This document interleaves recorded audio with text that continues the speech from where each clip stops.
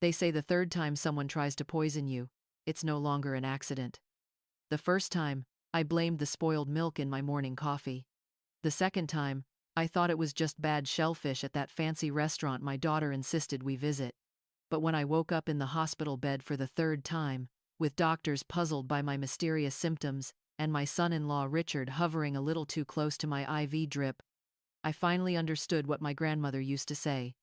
Sometimes the wolf lives right in your henhouse. My name is Margaret Whitmore. And at 73, I thought I had seen everything life could throw at me. I had buried a husband, raised 2 children, built a successful catering business from nothing, and owned a beautiful colonial house in Connecticut that had been in my family for 4 generations.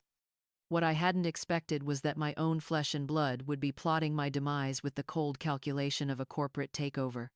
The morning after my 3rd hospital stay, I sat in my kitchen staring at the insurance papers scattered across the oak table where my great-grandmother had once kneaded bread for 12 children. The numbers were staggering.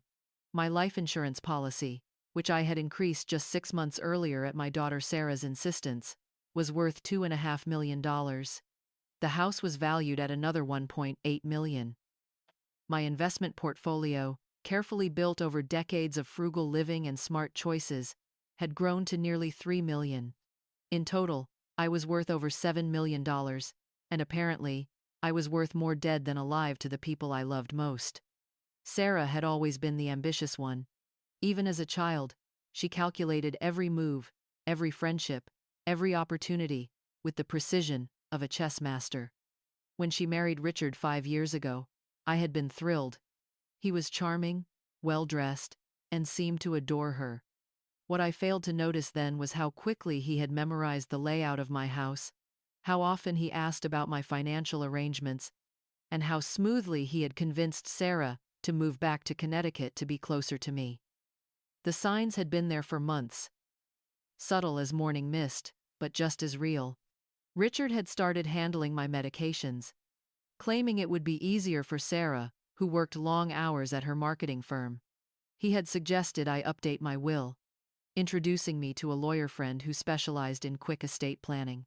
Sarah had begun making comments about how difficult it must be for me to maintain such a large house alone, dropping hints about assisted living facilities with names like Golden Sunset and Peaceful Meadows. But it was the small things that should have alarmed me first. The way Richard would linger in my kitchen when Sarah wasn't around, familiarizing himself with where I kept everything, how he had installed a new security system, claiming it was for my safety. Though I noticed the cameras seemed positioned to monitor my daily routines, rather than potential intruders. The way Sarah would ask detailed questions about my health, my energy levels, my memory, as if she were building a case file. The first poisoning attempt had been almost elegant in its subtlety. I had woken up violently ill after what should have been a routine Tuesday morning.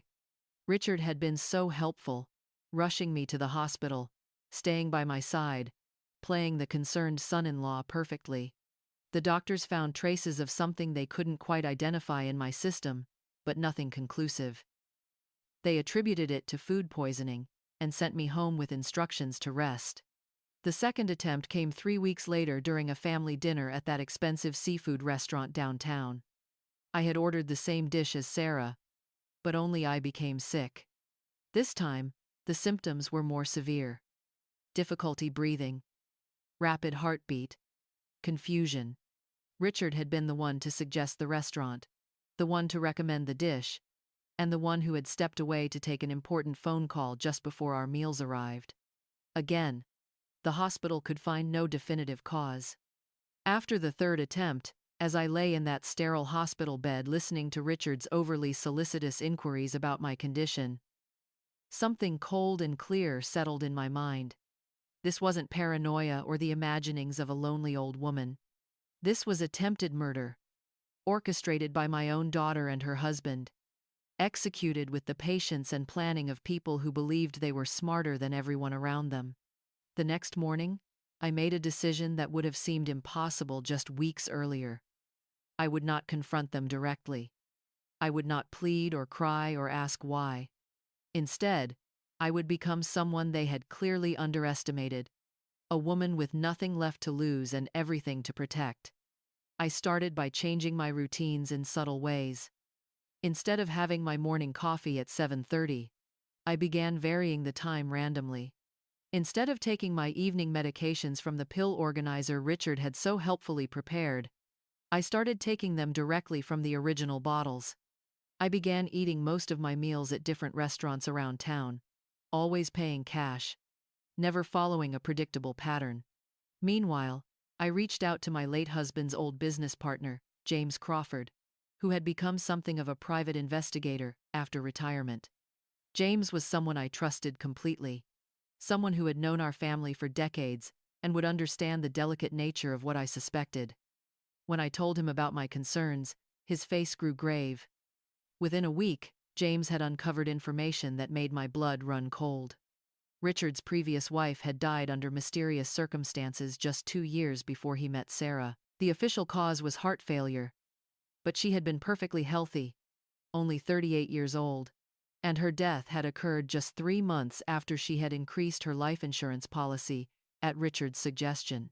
The case had been investigated, but Richard had an airtight alibi, and there was no concrete evidence of foul play.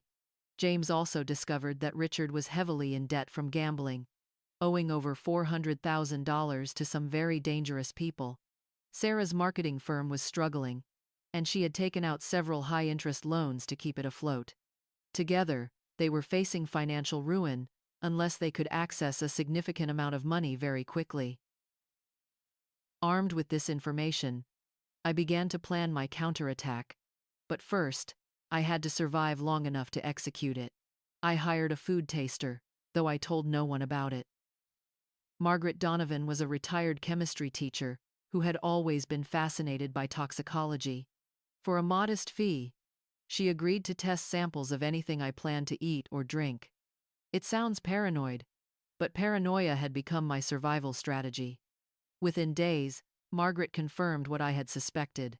Several items in my kitchen had been contaminated with small amounts of various substances, none immediately lethal, but all designed to make me appear increasingly frail and confused. The breakthrough came when Margaret detected traces of a rare plant toxin in my tea blend, something that would cause gradual organ failure while mimicking the natural decline of old age. Richard had been very clever, introducing tiny amounts over time to avoid detection, but he had underestimated both my resilience and my resourcefulness. Instead of throwing away the contaminated items, I began to build my evidence file. Margaret and I carefully documented everything, taking samples, photographing containers, recording dates and symptoms. James installed hidden cameras of my own, positioned to capture anyone entering my kitchen or handling my food. The waiting was the hardest part. Every meal was a potential threat, every drink a calculated risk. I found myself jumping at shadows, analyzing every interaction with Sarah and Richard for signs of their next move. But I also felt something I hadn't experienced in months, a sense of purpose, of fighting back, of refusing to be a victim. 3 weeks later, our patience was rewarded. The hidden cameras captured Richard entering my kitchen while I was supposedly napping upstairs. We watched him carefully measure a white powder into my evening tea tin, his movements practiced and confident. He had done this before, probably many times. The footage was clear, undeniable, and legally admissible. That evening, I prepared for what I knew would be our final family dinner together. I had invited Sarah and Richard over, claiming I wanted to discuss some changes to my will. They arrived looking appropriately concerned and loving, Sarah carrying a bouquet of flowers, Richard bringing a bottle of wine. As we sat around the same kitchen table, where generations of my family had shared meals, I served the tea that Richard had poisoned just hours earlier.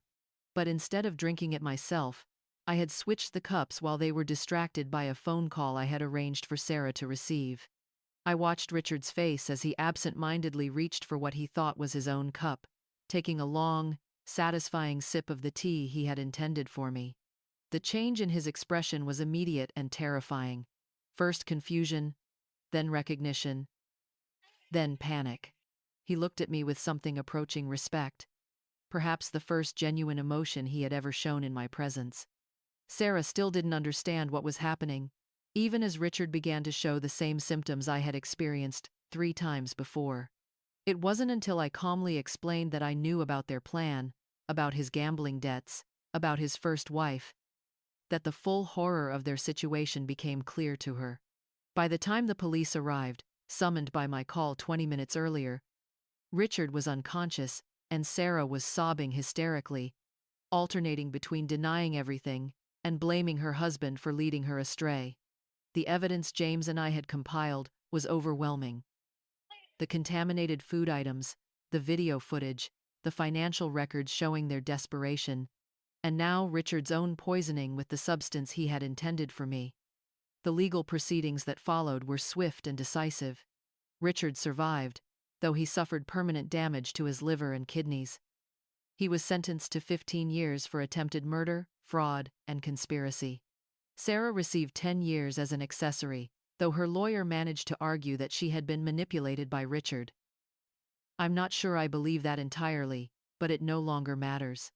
The months that followed were among the most difficult of my life, but also the most liberating. I had to testify at their trials, facing my daughter in court, as she learned the full extent of my knowledge about their plans.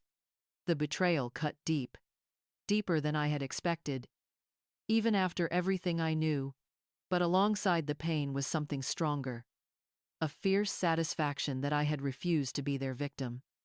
I spent the next year in therapy, working through the complex emotions of having my own child try to kill me. Dr. Patricia Hendricks helped me understand that my need to save Sarah from the consequences of her choices had enabled the very behavior that nearly destroyed me.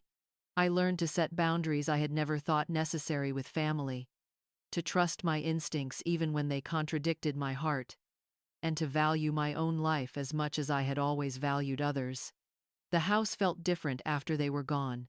Larger, somehow, as if removing their toxic presence had expanded the very walls. I changed all the locks, updated the security system with equipment. I controlled myself, and began the process of making the space truly mine again. 6 months after the trial ended, I made a decision that surprised even me. I decided to turn part of the house into a safe haven for other elderly people who might be experiencing abuse or exploitation.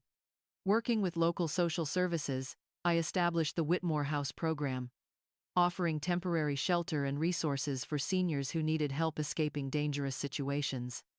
The first resident was Evelyn Patterson, an 80-year-old woman whose grandson had been stealing her Social Security checks and threatening her when she tried to stop him.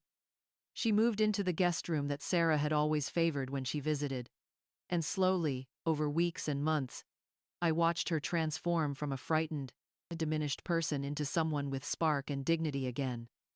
Others followed.